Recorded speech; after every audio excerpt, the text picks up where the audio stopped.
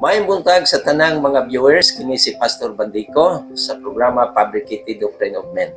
Atong hisgutan din ni karon ang atong topic may tungod sa infant baptism.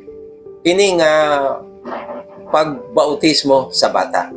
May tungod sa bautismo, ang atong makita sa Biblia, wala gi bata nga gibautismohan kundi dagko na.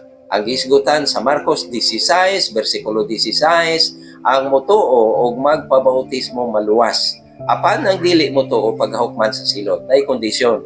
Ang kondisyon diha nga katong dili motuo mao'y mahinukman. Apan ang motuo kwalipikado nga siya bunyagan.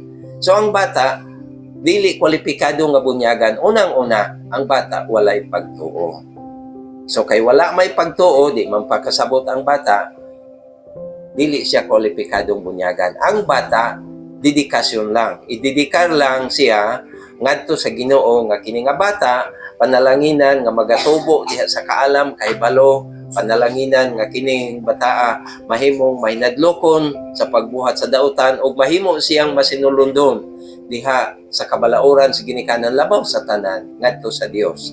Dili kwalipikadong bunyagan. Kini si Pastor Bandico, ang Dios magapanalangin kaninyo.